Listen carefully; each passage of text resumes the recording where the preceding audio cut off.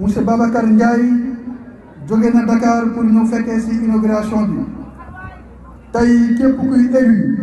ci département bi déplacé wu nga ñëw ànd ak monsieur le maire de la commune de Koungheul et tout le conseil municipal bu Koungheul pour ñëw fekkee ci inauguration bi nga xam ne tey moo am fii ci Koungheul. ñu gërëm sant le directeur du centre culturel régional bu Kaffrine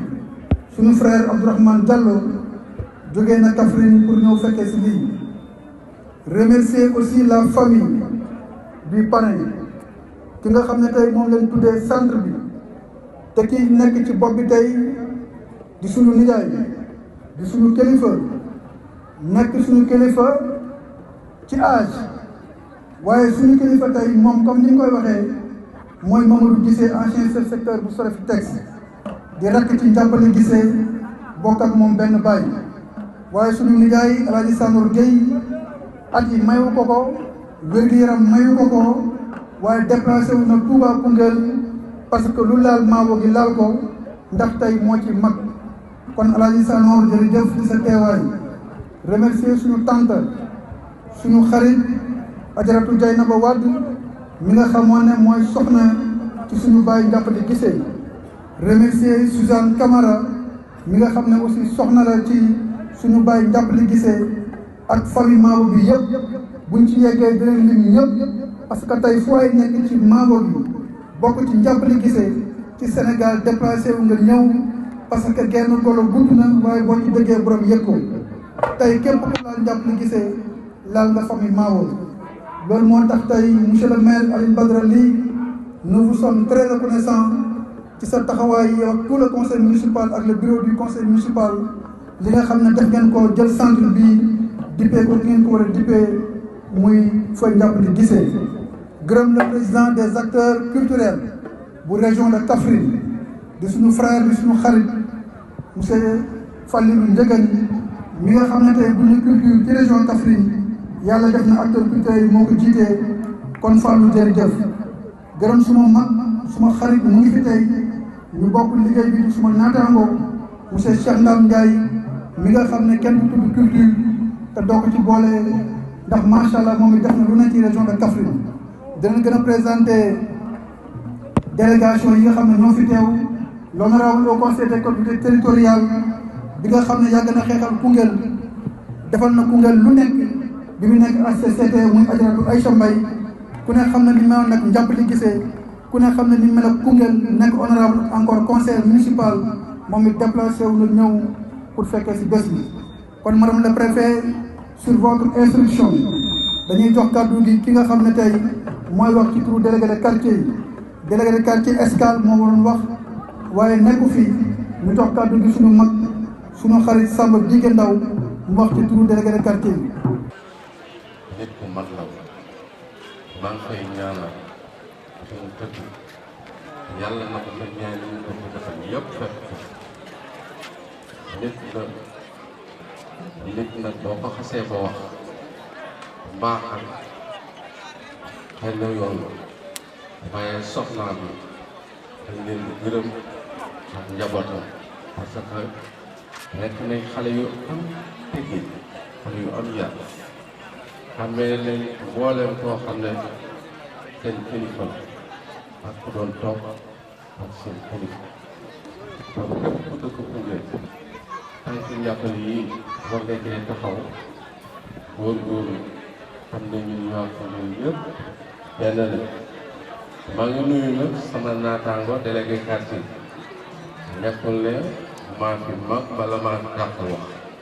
dañ ma jox sër bi rek yónni ma ndax may seen rek leen sant di leen gërëm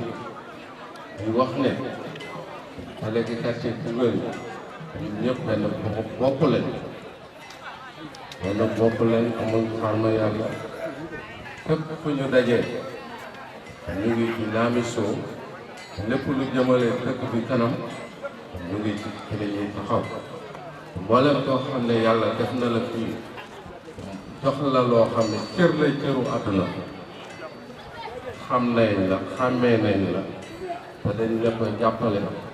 incha allah Alioune Badara Ly jërëjëf sa xel rafet na set na Alioune Badara Ly jërëjëf wane nga ne yow Koungheul nga dëkk lii nga def nag yàlla daf la ko jagleel waaye bari nañu ko bëggoon mais yow la ko yàlla jagleel yàlla na la yàlla dafa xewal ak naataay sa biir njaboot. yow la fi yàlla taaj nga nekk maire de Koungheul jiite Koungheul doon maire doon xale bu baax ma di ko wax te duma si rus sa papa El Hadj Amadou Ly moo nekkoon suma chef de zone may liggéey kër Malick Marab doon un jeune bruyant ñaxlaf ñemee ñaq di dundee suma ñaq yaakaaruma keneen ku dul yàlla mu di ma fa fekk may football gëm Gombe gëm Koungheul ñu di ko oo pour mu sanctionnement parce que bu 4h30 jotee par force ma bàyyi fa liggéey si football si mu ñëw mu ne ma on m'envoie ici pour te surveiller et te contrôler et te sanctionner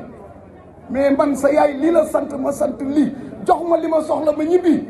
kookoy sa papa grand bi nga ñëw doon maire xalaat lii mu yeggal li si sa loxo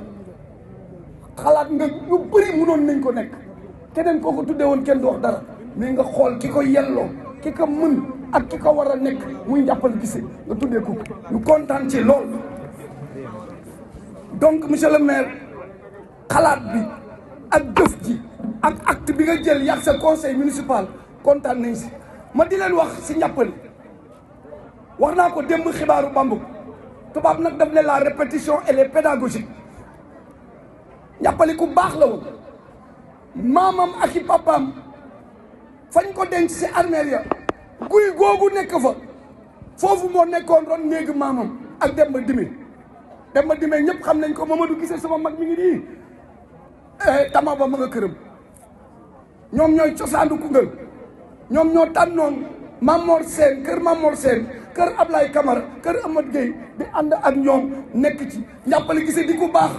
ku bëgg Koungheul un historien xam Koungheul mun a wax lépp doon def lépp te poosam kenn du ko fekkee ñun ñii di géeram suñu kër la daan ñëw bi muy fer suma yaay Suzanne lii lañ ko indil Fatou Top Guissé yaayu Sa Thiam naagu lii suma yaay lañ ko indil kon lii lu war la daf ñu fa daan fekk ñu xaw a géey mun nañ ñu cey suma géer ñi tey xam naa ne yoru leen dara xaaral ma jox leen dem paye ñu kooku mooy Ndiappal Guissé Koungheul muy dox jàmm di wax jàmm di liggéey si mairie bi ñëpp di ñëw lu mu am mu bokk koog nit ñi su demee këram Ndeye Wade ñu ngi lay gërëm dama ne ku gërëm Ndiappal gërëm Ndeye Wade amoo morom jigéen ju mën a sëy nga kenn du la dégg nga ànd ak moom Ndiappal Guissé moo raw Ada Camara si tànn mais nga muñal ko yàgg sa njaboot donc yal na yàlla barkeel seen njaboot du ma gudd parce que même man tàngoor bi xaw na ma sonal waxuma laa ñeneen ñi Ndiappal yal na ko yàlla yóbbu àjjana njabootam maare anta seen rak yéen ñëpp ñu ngi leen di gërëm di leen sant jërëjëf. maa ngi nuyu ñëpp muy autorité administrative yi muy député ak DG yi fi nekk yëpp maa ngi nuyu Koungheul yëpp ku lim juum di nuyu famille bi aussi ci turu Mamadou Guissé waaye ci turu sunu grand Sanor Gueye ngeen baal ma yem loolu ci nuyoo yi d'abord ma remercier monsieur le maire Alioune Badara Ly ci lii mu def wax naa ko bi ma ko yëgee ne ko xamuloo sax li nga def waaw ndegam gaa xam naa ne xam na li mu def mais xamul lépp loolu dama bëgg a génne benn secret su fekkee ne El Hadj Amadou Camara xelam baax na ak aada war nañ ko fàttaliku ba ñuy dem Bakel ñaari yoon lañ dem Bakel jumelage benn bi Mamadou Camara Moos moo ko jiite woon ndem si yàlla ñaareel bi man maa ko jiite woon bañ fa demee am na fu ñu dalaloon mooy centre culturel xam naa Sa Thiam mun na ci jaaraat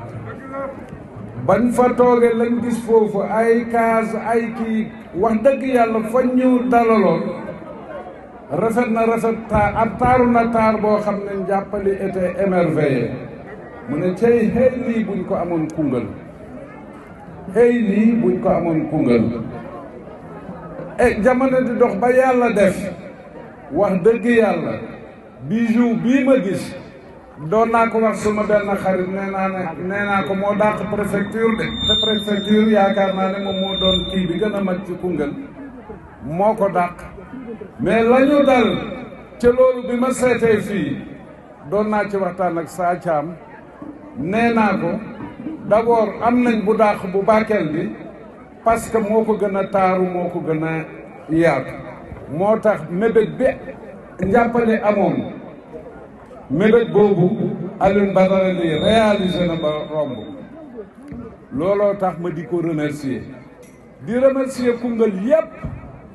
et di ñëw tey du ma sori trop ci njàppale et du ma ci wax dara parce que njàppali ku bëgg a wax njàppali mun nga taxaw fii ba timis di wax doo jeexal njàppali ñu ngi naan culturel la njàppali sportif la parce que gis naa ñu bind ko fenn du ma ci sori njàppali daal leen laa gis defu ko mooy temps yooyu noonu ci la nga xam ne sport yi am nañ fi mooy boxe gisuma ko muy boxe de mais bu dul boxe lépp gis naa ko mu koy def te am na ku ko wax léegi ne bëgg na Koungheul bëgg Koungheul mi yegg na ci te loolu Zal Ndiaye mun na ma ci seede yegg na ci bu demee Dakar lépp loo xam ne am na ko fa bu tegoo ci loxoom rek njaat dematul kër njaati gi mu ngay dem garage ñëw Koungheul lépp lu mu am waa Koungheul la ko bokkal ma terminé ci nee naa leen du ma wax ci njàppali lu sori njàppali li koy gis yëpp li mën théâtre ak lu mu bëgg yëpp théâtre nit la koo xam ne xol bi woyof na woyof boo xam ne njàppali da daan seetaan théâtre da daan seetaan cinéma gis ci lu dem ba nga xam ne dawlu na yaram nga gis njàppali naan hiket di jooy pour vous dire que na xolam fi mu toll te pourtant acteurs yi ñëpp xam nañ ne acteur théâtral la mais day seetaan dara ba mu yàgg muy jooy mu jógee mu ne moom kii li ko dindi dina ko doon nettali sax souvent mooy que bu waxee man mu gisee ñuy seetaan ba mu yàgg man ma jóg dem mu ne ma lii la ma ne ko jàpp man du ma seetaan lu ma neexul gannaaw takkuñ ma fi du ma seetaan lu ma neexul dem ngeen baal ma yem foofu ci côté boobu njàppali ku ko bëggoo wax munoo ko wax ba mu terminé mais nga may ma géer ma remercier famille am et jarul sax ñuy ñaan parce que la mu bëggoon yëpp yàlla defal na ko lii ci gannaawam la lii ci kanamam la parce que ku dem këram gis kër gi ku gis doomam yi ku ci nekk ci la nga yëngu doo mun lu ñaanal leen gudd fan ak wér wasalaam. Merci beaucoup. Doyen Aliou Dabo. Ak les trois préfets de l'arrondissement, trois arrondissements, di nuyu la présidente du conseil départemental ak ses collaborateurs,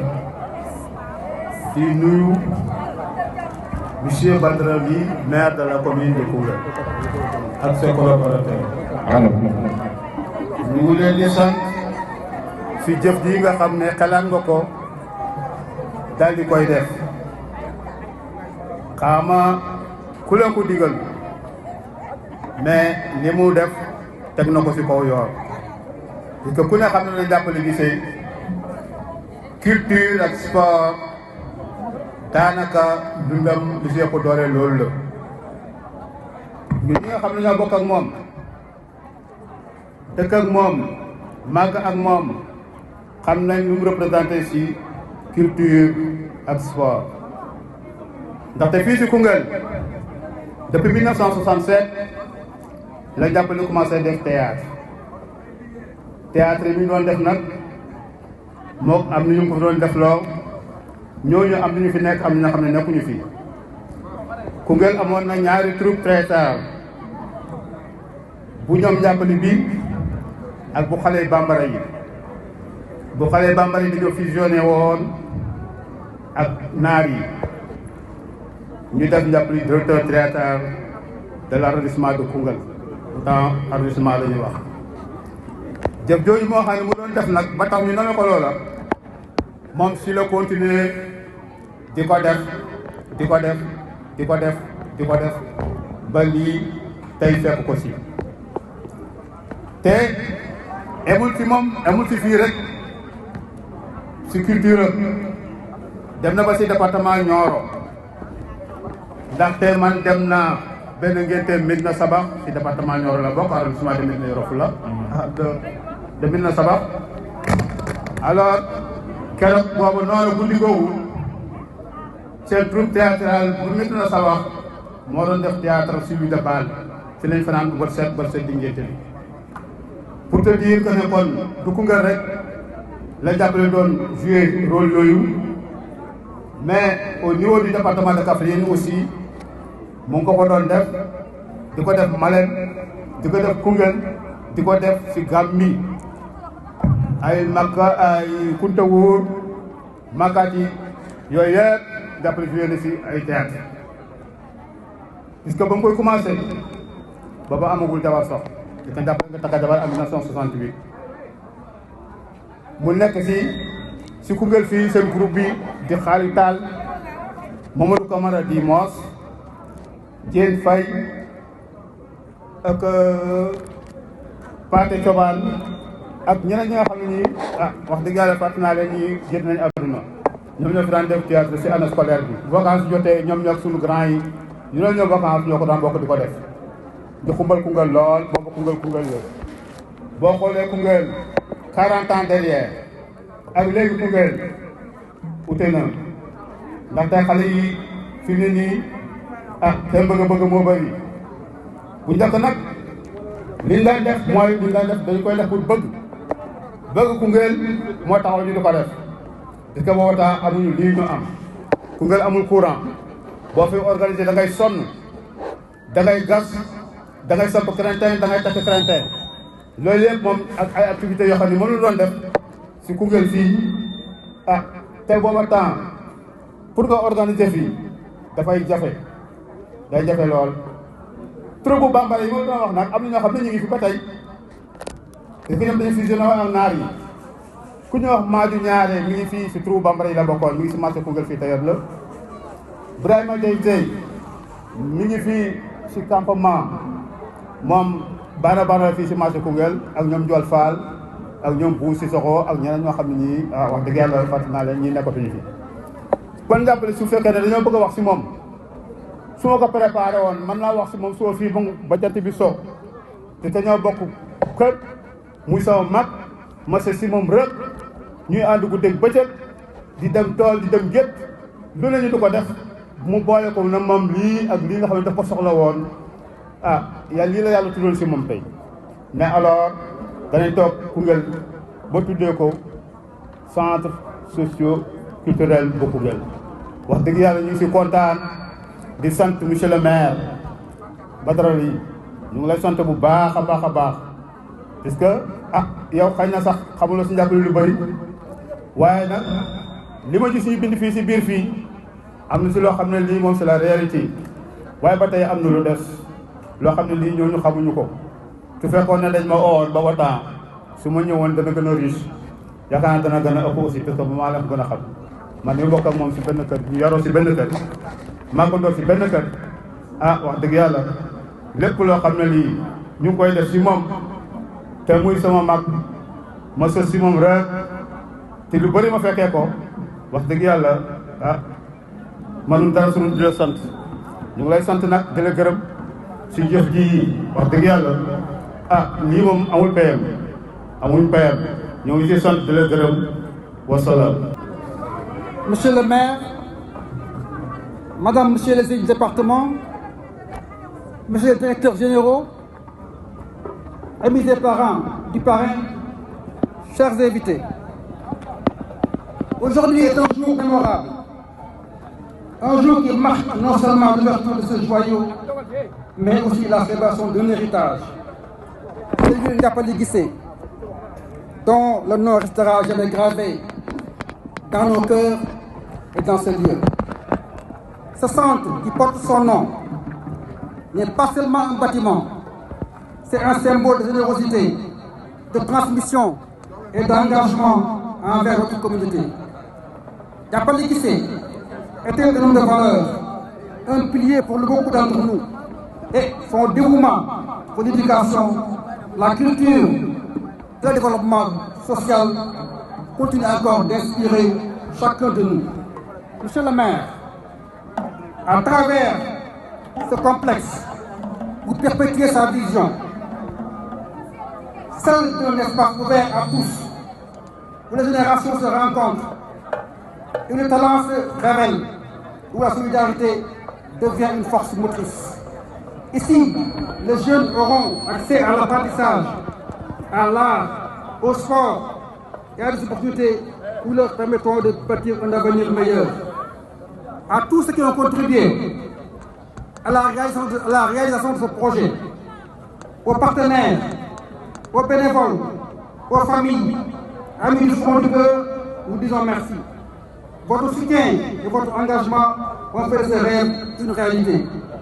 Aujourd'hui, nous ne pleurons pas seulement l'absence de Ndiapali Guissé. Nous célébrons son héritage. Nous faisons vivre son esprit à travers ce bijou qui portera son nom et ses valeurs grâce à la générosité, à la clairvoyance de M. Alioune Badara Ly, maire de cette historique ville, accompagné en cela de son conseil municipal. Monsieur le maire, la famille Ndiapali Guissé vous dit merci et vous sera toujours reconnaissante. Je disais, Koungheul, mon berceau chéri, sous le ciel clair de tes horizons, Koungheul qui vibre au doux son. De la vie simple et de la terre, où chaque souffle devient lumière. Pierre porte les écoles lointains, de tradition et d'amour sans fin. Terre fertile, riche de valeurs, abrite en ton sein tant de valeurs. Tes habitants, l'âme de ton cœur, forment un peuple fort et rêveur. Koungheul, dans ton humble splendeur, tu seras toujours pour nous notre bonheur. Merci à tous. Monsieur le préfet du département de Koungheul, Monsieur le maire de la commune, Madame la présidente du conseil départemental, Messieurs les chefs de services régionaux et départementaux, distinguées autorités coutumières et religieuses, chers collègues artistes et acteurs culturels, jeunesse dynamique de Koungheul, mesdames et messieurs, invités d'honneur. C'est avec une grande émotion et un profond sentiment de fierté que je prends la parole aujourd'hui au nom de la Fédération régionale des acteurs culturels de Kaffrine et de toute la communauté artistique pour célébrer l'inauguration de ce lieu emblématique, le centre socio-culturel Ndiapali Guissé. Permettez-moi, avant toute chose, de rendre un hommage solennel à Feu Ndiapali Guissé, dont le nom désormais s'attache à cet édifice. Personnalité émérite, gardien des traditions et bâtisseur de ponts entre les générations, il incarne l'âme même de la culture congoloise. Que ce centre soit un écrin pour perpétuer son héritage et inspirer les talents de demain. Nos remerciements les plus sincères vont d'abord à Monsieur le maire, M. Alioune Badara Ly, et le conseil municipal de Koungheul pour avoir pensé aux acteurs culturels en matérialisant ce projet. En dotant notre commune d'un tel équipement, vous offrez à la jeunesse un espace d'expression, de formation et de rayonnement, et aux artistes un cadre digne pour créer et partager. C'est une preuve tangible que la culture est une priorité dans le monde. Mesdames et messieurs les autorités, la culture n'est pas un simple divertissement. Elle est le socle de notre identité, un levier d'éducation, de cohésion sociale et même d'économie locale. Un peuple qui investit dans sa culture, investit dans son avenir. Aujourd'hui, Koungheul franchit une étape majeure, mais permettez-moi de lancer un appel. Ne nous arrêtons pas en si bon chemin. Le théâtre de verdure, dont les travaux sont en suspense, pourrait être la prochaine pierre angulaire de notre paysage culturel. Son achèvement réglerait définitivement le problème d'infrastructure culturelle dans notre commune, attirerait des événements régionaux et nationaux et générerait des opportunités pour nos jeunes. Nous comptons sur votre engagement, Monsieur le maire et Monsieur le préfet, pour faire de ce rêve une réalité. Aux artistes et à la jeunesse de Koungheul, ce centre est désormais notre maison. Prenons-en soin. Investissons-le. Osons y exprimer nos talents. Que les œuvres qui naîtront entre ces murs portent haut les couleurs de notre terroir et fassent écho bien au-delà de nos frontières. En conclusion, je reprends ces mots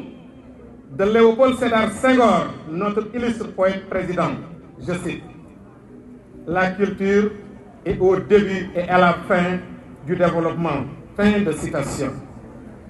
Aujourd'hui, Koungheul écrit une nouvelle page dans son histoire. Ensemble,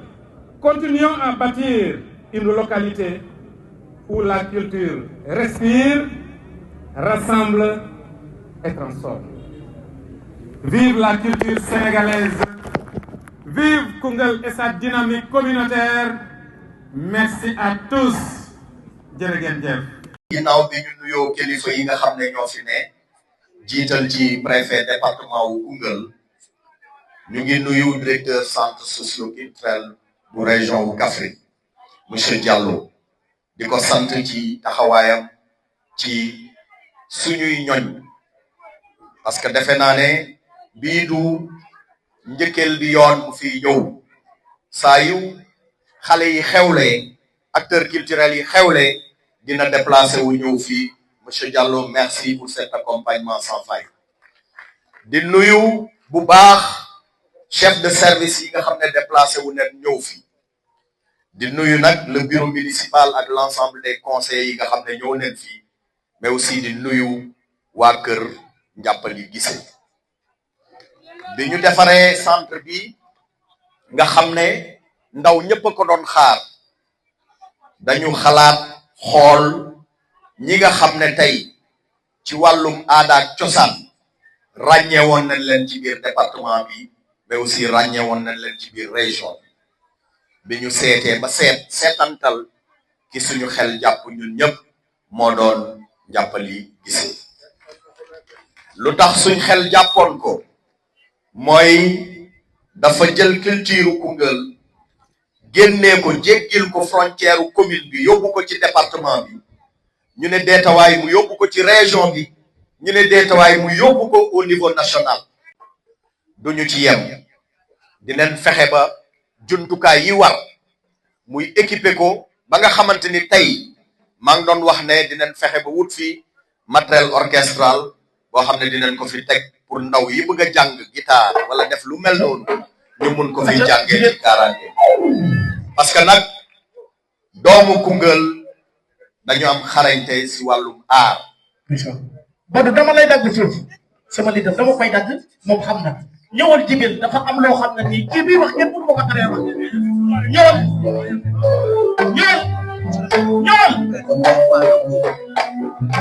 suma ñëwee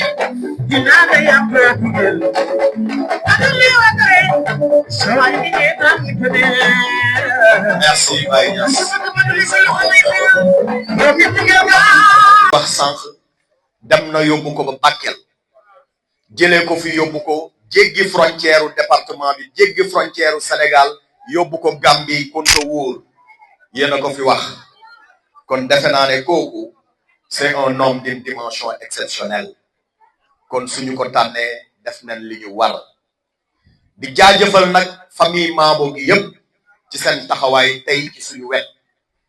suñu xol sedd na ci seen taxawaay